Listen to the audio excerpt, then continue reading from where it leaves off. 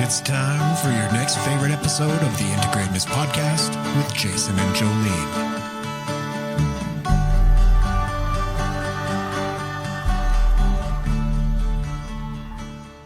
Welcome back to the Integratedness Podcast with Jason and Jolene. I am Jason. And I'm Jolene. And this week... Oh, wait, okay. Hey, why did the golfer take an extra pair of pants with him? I don't know, Jolene, why? This is courtesy of Hazel. In case he got a hole in one. Okay, here's another one. What do you call a pile of kittens? What? A meountain. Do you ever watch those? I see somebody on like Instagram or Facebook, and it's like three dudes that sit on the end of a dock and they tell jokes like this and try not to laugh, and they're like drinking a beer, and it's like it's a dad humor thing. Oh, really? I have not. No. When I find it, I will share it to our page, you guys. It is hilarious. Today we're talking about all things hilarious, humor. Humor. And why it's important. Yes. Especially if you're having a shitty day. Right? A mountain of a day. Mountain of a day. You know, you're the only person that's laughed at that. I told Griffin that when he was like 8 and he just stared at me. And then my friends, they had a girl that was like 2, I think, at the time. So I figured this is a perfect joke for a 2-year-old. Told that, just looked at me like I'd lost my mind. In all honesty, Jason, I laughed to humor you. Oh, well, there's also that aspect of humor. Right? Let's get into the semantics of humor, folks. So if we were to look at the dictionary, humor, the quality of being amusing or comic, especially as expressed in literature or speech. An example would be his tales are full of humor. For a second, I thought like his tails. Like, yeah, right? Yeah, right out of the I butt. know, the English language is so hard to learn. I don't like it. Tails, T-A-L-E-S. Okay. A mood or state of mind. Her good humor vanished. Ooh, she became la beach. And as a verb, it is to comply with the wishes of someone in order to keep them content. However unreasonable such wishes might be. She was always humoring him to prevent trouble. That is what I was doing, guys. Yep, preventing trouble by humoring me. Yeah, so that's also like, what is humor? Why do we use it? And how do we get out of things through humor? And how do we avoid things? But how do we also make things more accessible, such as grief and dark times and, you know, satire humor? I talked about this a lot in like my education, especially when I was at forensics. We talked about black humor in those realms, in obviously your industry as well. So, Jason and I are always laughing. We're always being so hilarious here. We think we are anyways. And we were like, why have we never talked about humor in its like entirety? So that's what we're going to do. And it's one of those things, like humor, I think is really important. But it's something people don't pay enough attention to. Because when you get into sort of the self-help, healing journey thing, it can be a very serious business. And you're working through some shit. And it's amazing how often people don't use humor to help kind of bring some levity to those situations. Does that make sense? It does. We almost become self-serious in a way. Yeah. And when we look at humor, it can do different things. It could devalue an experience, which is why someone might not want to take that approach, but it can also diffuse an experience. So if the result of humor is laughter, let's look at the benefit of that, right? Laughter creates a parasympathetic response and release in the body. It reduces stress. It increases dopamine. It probably enhances, I could go look this up if needed, but probably enhances our connection chemical, which is oxytocin. It creates a bond between people. So when you can use something that evokes positive expression out of somebody else, we connect. That's ultimately the expression of it. So we will want to seek more of that. So in times when we need connection, in times that we need to diffuse tension that could potentially cause trouble, those are really strategic times to introduce that. So looking at what is the result of using humor, right? For the positive, and then again for the negative, right? We could devalue a situation. We could minimize the importance of it. Some of those things, which, like, oh my gosh, you forgot to get somebody to sign this on this contract. And you're like, that's okay. I was busy doing such and such. That is minimizing and devaluing the importance of something and perhaps responsibility of something. Well, yeah, people have done that before. They've said that they were supposed to, they promised to deliver something on time and they didn't. So they crack a joke about it. You know what I mean? Like I was getting my hair did or something. It's like, you know what? Go fuck yourself. So that's the other thing is like who uses humor and how much of our humor costume do we put on? We have some people who have 10% of it on, some people that have 50%, and some people who have it on 100% of the time as a costume they wear to belong in the setting that they belong in. So I remember growing up, out of my friend group, there was always like this one guy who was like the total jokester, and when you look at it that way and everything is a joke, really you can see some pain under all of that in terms of an attempt to fit in. And I don't mean this in a malicious, manipulative way by any means. It's truly just an adaptive quality. When we look amongst a group, we might not have, this person wasn't the most resourced family-wise, between their parents and their resources that way. They were not the one that was chosen by girls, different things like that. But they were incredible to be around. You always felt good around them, right? So, there were qualities and pieces of that, but you can see where that actually took away opportunity for them because at some point people you need to be taken seriously. Yeah, and when that's your persona, you never are, even in the moment when you should be, right? And it becomes almost like a costume. It is, and it very much is. And you don't always have to stay in that, but maybe in that social structure you do, right? Well, and then you fall into that. If you are presenting that, then you just become that guy. Just like when we talked about in our roles episode, I think in the first season or whatever, right? Like where do we represent certain roles? And when that person became a father and a partner, I don't think they were that goofy dude anymore. No. That comes to an end. Yeah, for sure. And then there's other times where some people are just so rigid and so serious.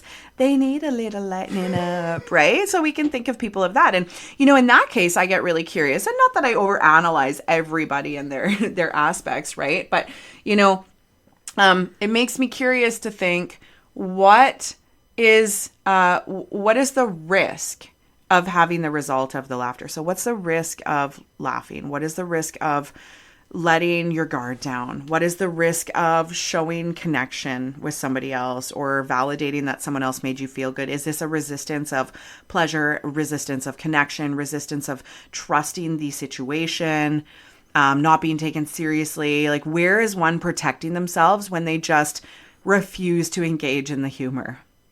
Yeah, and try to think back to those people that that were never had any humor not at even all. Never, but I can think of scenarios where you're like, it's actually taking more effort for that person not to laugh right now than it is to laugh. So what is their stance? Like, what is their deal? Like, is it because they don't like me and they're not going to encourage, yeah, that was funny, right? Like, honestly. And there's people who do that. There are people who do that. I witness that a lot. It happens to me. And I just get curious in those moments, like, because most of the time our human quality is like something ends up being funny and you can just kind of laugh. But when it takes a lot of effort not to engage, that's when my wheels start turning and be like, what's the benefit of this for you? Yeah. Why are you so, why so serious, right? Totally. Like, what is the benefit of not participating in laughter there? Yeah. I don't think there is. I think there is for people. I don't know. I think some people just are sticks in the mud. Yeah, it doesn't. You know what I mean? Like, totally. It doesn't mean it's beneficial for them, but it's serving them to some capacity. Well, to present that image that I am the serious person that you can rely on. Or I am not going to fuel that for you. Yeah. Right? Like some people are insistent that way. So just trying to give examples of some of these things, right? So Jason, when you look at humor and you look at where humor has influenced your life, where are the times and spaces that you've acquired humor? And because I think you're funny. Well, thank you. So my wife doesn't. that right there, right? Some people think you're funny, some don't, right? Because they're like, that's like, no, I don't. I need you to be the serious man who's taking care of shit here. We are not making jokes about that. Yeah, totally.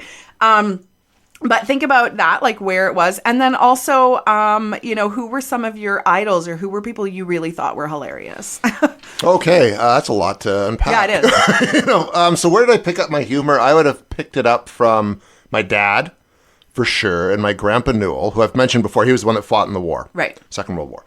And he even explained to me at a certain age that when you're in a place like combat, you need those breaks and that levity. So the soldiers would have senses of humor, and you do that to lighten tension. You tell jokes when on the D-Day landing as you're getting ready to go. You know what I mean? And then he was a firefighter, so there's a lot of humor. Firefighters have a lot of humor, anyways, as much as law enforcement. That's diffusing the stress tension and tension. Yeah. Yeah, I mean, I even remember talking to like police officers that they'd refer to people who burned to death in car crashes as crispy critters, because that was the only way you could cope with it, right? So I think that's where a lot of my humor developed from. So I've got like kind of a black sense of humor. Yep. And it can be a sarcastic sense of humor, which maybe is why it's not always appreciated. Right? I have to pick my audience. Yeah, you have to pick your audience. Mine can be like that. So I have been the person too that will not be funny at a moment because I know it's like when I worked in like employment counseling, there's a lot of sensitive people there.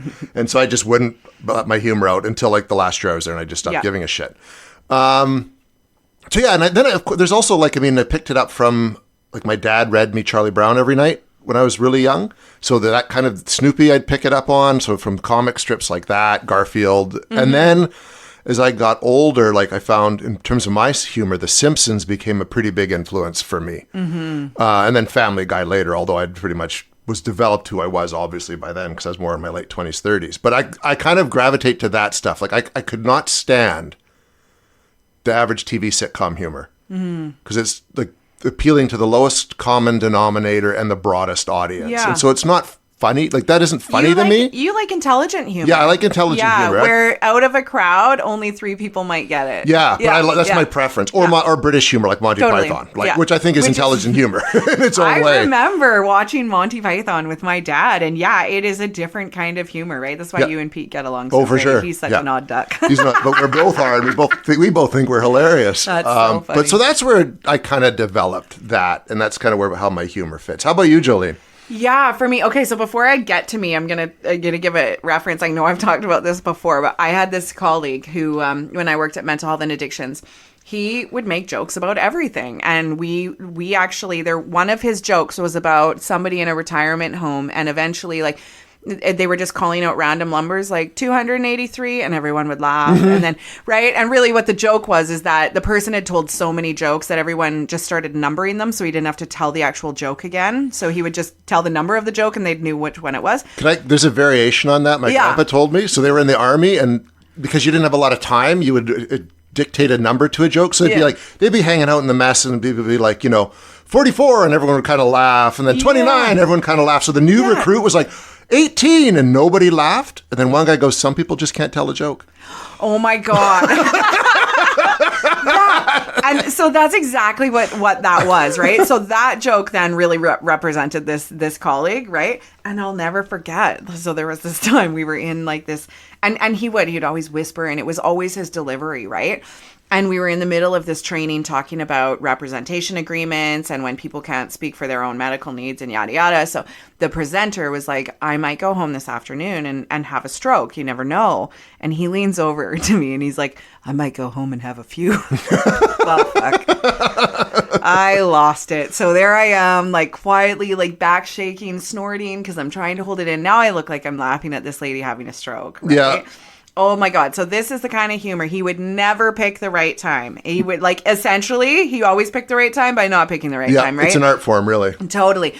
He used to piss off some people. They could not stand that he couldn't take something seriously. And he did. He was a great nurse. He was, but he definitely used humor, and that pissed some people off. And of course, in an environment like that, they were rarely PC. So he would offend people. Oh, I bet. Right? So there was that whole piece of it. It was really interesting. And I am like...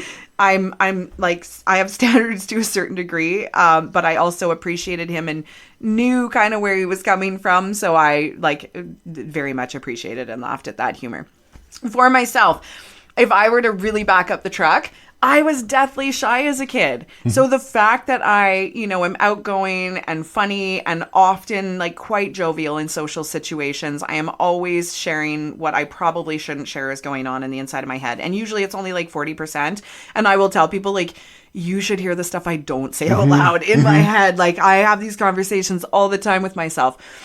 So it's always surprising to me. We've talked about how we've kind of overcome some of our biggest barriers to get to where we are. That was mine, is going from being really shy to like extroverted and fun in those ways. So I wonder if, as I'm talking right now, I'm putting these pieces together. I wonder if, because I was so shy and uncomfortable as a kid, once I started to come out of that, I wonder, like, I think that humor was always inside my head. I just didn't know how to relate it outside.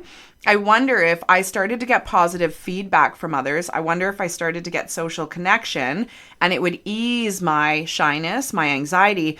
I think I probably started to use humor as a way to have that engagement comfort, right? For sure. I could totally see. And then that also became not just a costume, it truly is an expression of who I am. Like, I believe that is my truest self, is this humor I can always bring to a situation that's usually based on connection with everybody. Yeah. It usually creates connection.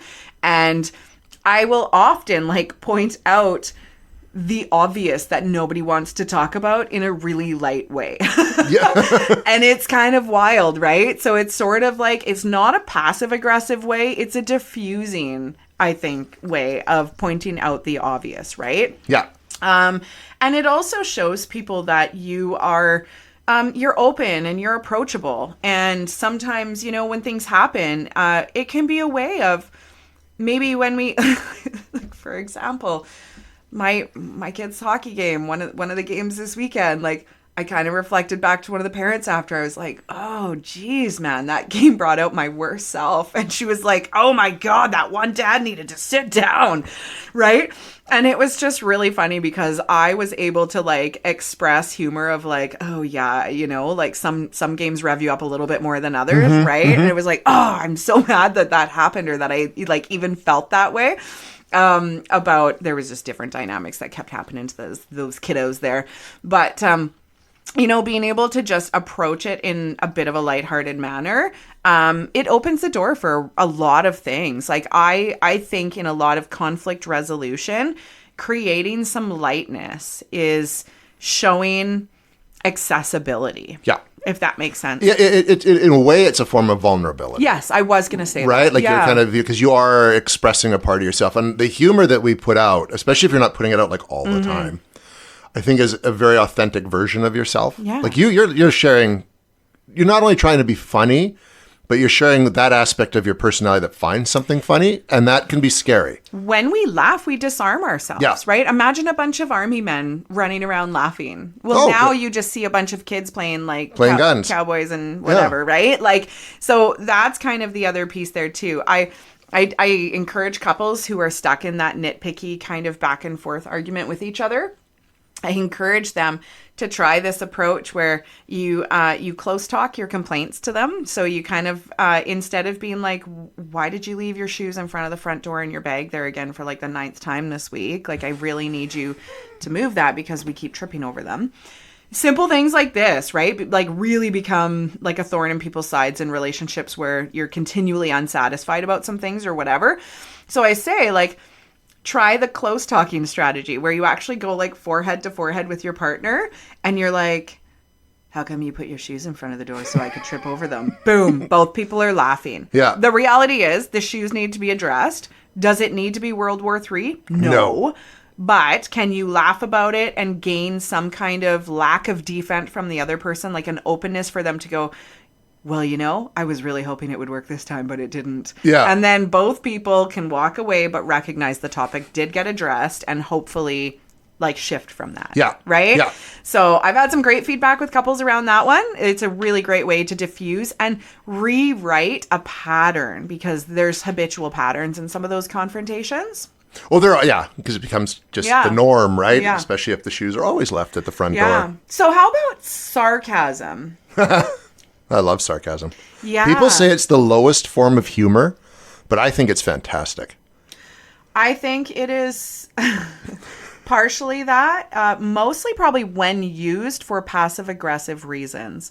There are some people who really overuse sarcasm as a way of bullying and demeaning and... Do you know what I mean? But it can all... Like Craig and I, when we would do landscaping, we get humorous quite a bit. And there's one day, everything was going perfectly. Like we were going to actually finish like an hour early. Yeah. So we had all the sprinkler heads put into the ground. We'd laid the turf. We just had to test the system. And Craig was the expert at it. So he built it. I just supported him in the building of it. And so he's like, all right, I'm going to turn the water on, then we're out of here. He turns the water on. The central sprinkler shoots like 50 feet up in the air. There's a geyser of water goes shooting up. And we're just sitting there looking at it. And then Craig just very quietly goes, what did you do? And I'm like, I'm not taking the fall for this one, Craig. He knew he built it and fucked up. But so he was the one, but he was trying to like, we were just using levity because it's like, well, we're going to be here late now. Yeah. Because we got to take the whole fucking thing apart. But that's when I think sarcasm can be very helpful. Yeah.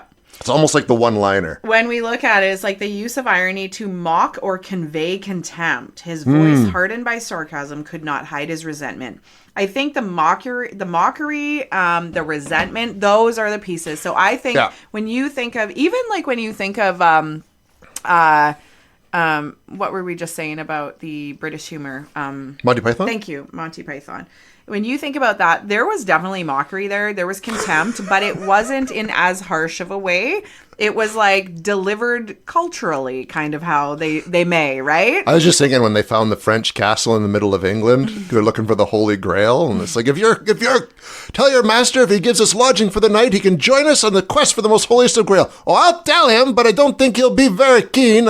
You see, we already got one. It's like, you do? Oh, yes, it's very nice. It's like, I told them we already got one. Fuck, it's like one of my favorite 5 minutes of film. And for me, it's like the Austin Powers humor. Oh, yeah. It's like Napoleon Dynamite humor, right? Like, did you know the Minecraft movie's directed by the guy that made Napoleon Dynamite? Shut up. Now I have to watch it. I didn't give two shits until I found that out. Oh, I wonder how the inside of his mind works. I don't know. Oh my gosh. It's like, but I got to see that. Oh my, yeah. Oh, I'm going to wear my Vote for Pedro shirt when I go there. Sorry, interjected we that. digress. No, that's good. Keep these in mind, guys. But that, like, what kind of humor are you drawn towards, right? Which humor annoys you more? Which ones...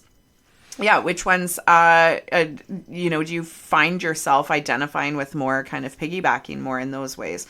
But, I do think that sarcasm piece, I know a lot of, I'm going to say unhappy people, but in the back of my mind, it's saying misaligned people will be full of sarcasm as meanness. Like I remember this one person that used it as a form of social power within our circle. And there would always be this like, I'm so funny. I'm the funniest in the group, but I'm going to inadvertently put you down to put myself up through this process.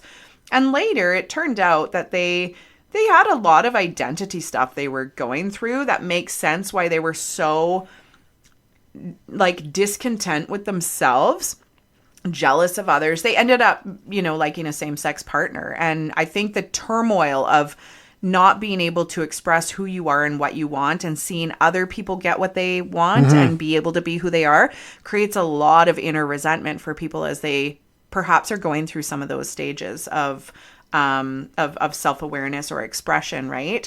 So I look back and see where the purpose of that is, and they've softened so much since those stages, right? And I understand where some of that, it's like an inner turmoil that got expressed in those ways, and you can get away with saying really mean things by adding humor to it, right? And I've caught myself doing it, like for sure, through the years. I think there's mean sarcasm and then there's gentle sarcasm. Like you can say something you can be kind of sarcastic, but you're not meaning it in a mean way. And then there's that kind, which is, it's almost like a control mechanism for controlling a situation. Mm-hmm. Or deflecting. Yeah, exactly. Sorry, my little doorbell thing went off. I'm like, who's at my house? And what are you doing? That thing never works. Can I tell you a funny thing? Sure. It never picked up my billet.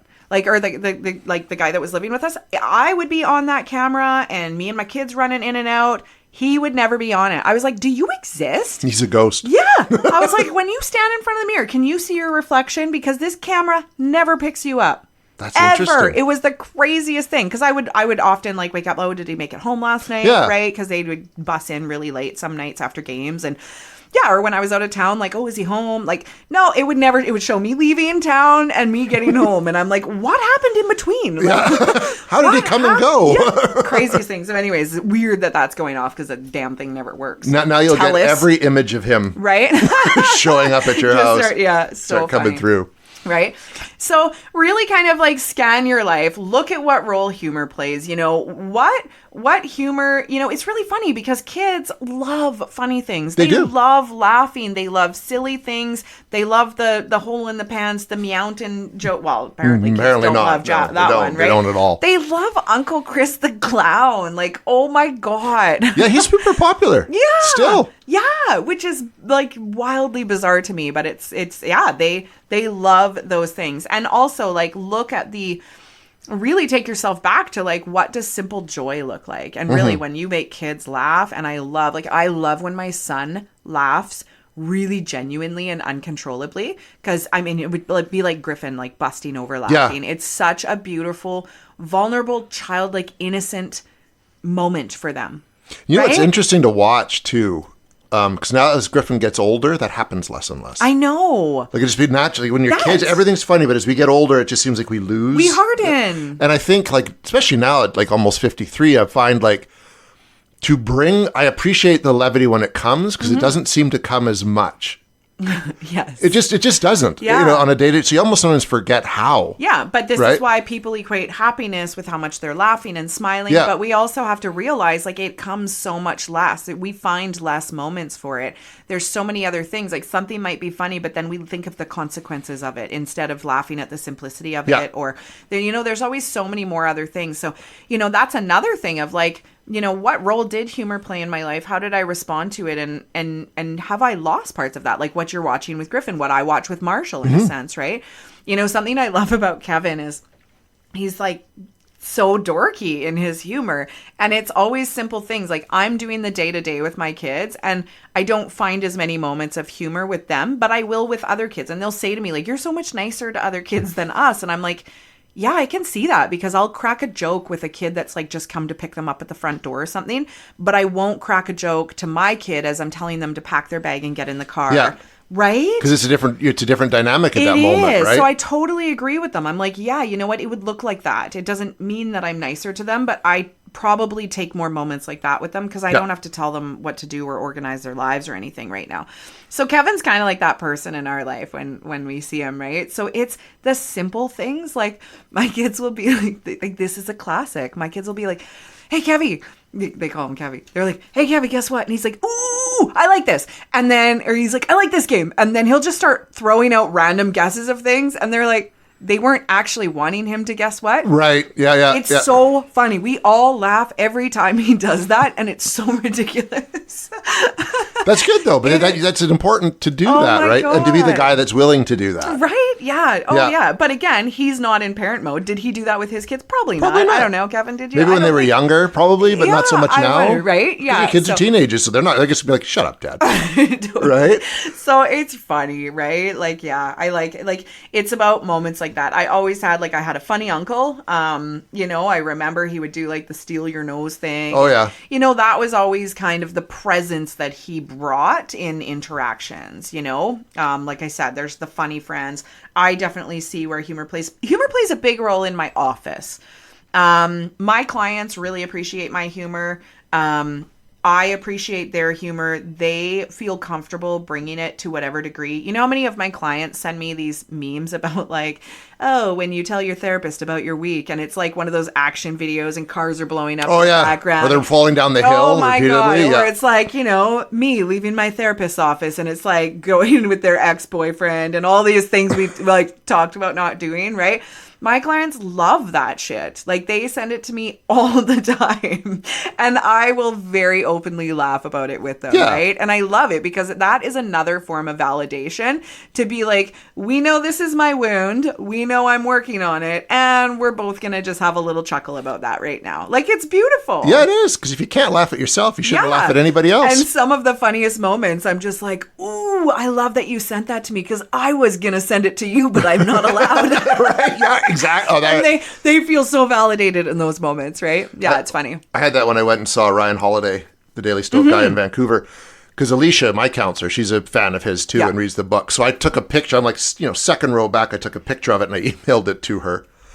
And then she just responded with like hashtag jealous. Oh. And so I responded with hashtag lots to talk about at our next session. And then she's like, I didn't know if it was professional for me to do that until I got your email response. And I was like, that's great. I was like, yeah. Oh my gosh, yeah. Yeah. Yeah, good company for sure. One thing I want to point out, I think that lately as society has become more politically correct again and more woke. I know. People have stopped being as funny because more people have been offended by the humor out there.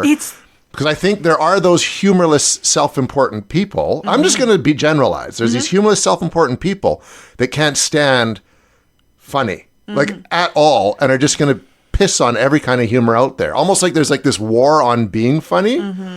I don't know if that's a generational thing. Like there's a whole generation that's just so easily offended by stuff or not. But I think that that's really unfortunate. Yes, there's certain humorous things that people say, like, transphobic stuff out there that you shouldn't just be throwing around casually or willy-nilly, or racial stuff, that racial kind of humor. Yeah. But that doesn't mean that all humor is bad. I know. And that feels like some people think all humor is bad. I agree with you. And I work with some teens who are really stuck in that PC mindset. But I also look at it as a stage of development where they're trying to feel legitimate in society. And as a teenager, they're not treated as that. So if they don't laugh at some of these things, and if they take more of a political stance, they correct the adults who are joking. It gives them social status in a way that they don't have being a teenager, perhaps. I see that playing a big role. So yes, it's generational. And then there's like this piece of, I agree with you. I couldn't imagine being a comedian in this world. Oh, some of them say it's just almost impossible. Your material is gone, right? Yeah. Like I love that Bert Kirshner guy. He's really funny. I find him not to pick on too much of the minorities. He'll kind of talk about his family in a sense. A lot of it has to be more self-depreciating, I think. I mean, Matt Rife is somebody out there that can really offend people, but man, he does it good, right? Like, we had like this like paraplegic in the audience, and like he'll always point these people out, right? Or like a biracial couple, or and he's just like, oh yeah, he's like, who's this? And then they say, and he's like, oh yeah, you brought her because you needed a parking space out front, right? And like, I love that. It's just so funny. But then he ends up slamming the other person and talking up the one who might be of minority status. Yeah. And I think he does a really great job of it. And the things he'll joke about are probably the mere things they've been discriminated about. Absolutely. Oh, for sure. We're there. It's like, almost pointing it out. Like, totally. Pointing it out, the discrimination. Oh my God, absolutely. But people don't get that. But I actually, man, he can come across as so mean in some of the things he says. But as I've watched him, because I'm kind of fascinated by how he's able to really push some barriers there, I actually, I can see some genuineness in him, and that's what gives him permission to deliver in those ways, in a sense. And I guess that's the thing, is when you can try to understand who's delivering it, we are going to give some people more grace than others, right? Like, it is all about how you tell the joke. Number 18. Right? Yeah. Some people just can't tell the joke. Yeah. So, for us, we have intentionally used humor. The first season, we used it to connect with you guys. We used Letterkenny quotes in all of our titles. People who got it. And if you didn't, you were like, what is this? The fuck does that have to do with anything? God, right? But that's another form of humor. Letterkenny, right? Like that one, that is another one that just kind of kills me. So we have intentionally used it as an expression of ourselves to make a hard topic more enjoyable, because it can be dry and it can be too serious. We have intentionally interweaved humor here because that's what feels good for us, and we want this to be entertaining for you, because the more entertaining something is, the more fun we're going to have doing it, and the more likely we're going to get another season out of us, right? Yep. And then B, the more likely you're going to keep listening, because if you can feel good about hearing something hard, that is like accomplishment in itself. It is. It's like, think of it as like a gateway to the topic. Oh yeah, we're a gateway drug. Yeah. We're a gateway to your greatness. Yeah. Smoke us, shoot us, eat us, whatever. However it works. However the kids do the drugs nowadays. Yeah, totally roll it. So on that note, well, you're smoking and eating us. We'll be back next week with your next favorite episode. Until then, I'm Jason. And I'm Jolene. 24. Yeah, what? Huh?